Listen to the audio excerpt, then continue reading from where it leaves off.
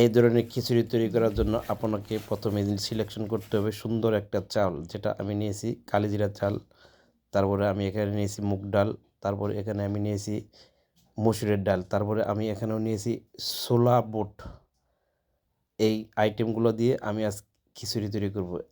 খিচুড়ি আয়োজন না, খিচুড়ি এই যে দেখো বস্তুগুলা এখানে সব কিছু দেওয়া হয়েছে, দালচিনি, এলাচ, তারপরে যাবতীয় মশলা, লং, একটু ছোটো ছোটো করে পিস করা হয়েছে বস্তুগুলা।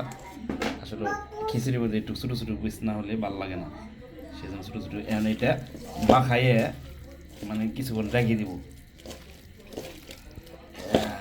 কাঁচামরিচ দেওয়া হয়েছে, আদাটাও থাকে। এটা একটু গলবো, তারপর আমি চলে আসলাম যথারীতি রান্নায়। এগুলো রান্না করতে একটু সময় লাগবে, কারণ মাংস সিদ্ধ হতে হবে, আলু সিদ্ধ হতে হবে এবং টেস্টটা পরিপূর্ণ আসতে হবে। আর সাথে সাথে আপনাকে কষানোভাবে সিদ্ধ হবে। যত বেশি সুন্দরভাবে কষাতে পারবেন তত আপনার খাবারটা টেস্ট হবে।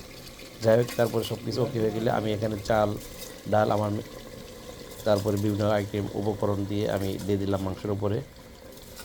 কারণ খিচুড়ি রান্না করা আসলে কোনো ঝামেলা না, কোনো প্যারা না, জাস্ট ওই আইটেমগুলো আপনি সব মিক্সড করলেই আপনার খিচুড়ি হয়ে যায়। সবচেয়ে সহজ রান্না হচ্ছে আপনার যেমন ভাত, তেমনই আরেকটা রান্না হচ্ছে খিচুড়ি, আমার কাছে মনে হয়েছে। আর রমজান মাসে বাঙালির প্রথম পছন্দ আপনার খিচুড়ি, তারপরে চাল বেরন, এসব আইটেম খাইতে খুবই ভালো লাগে ইফতারের সময়।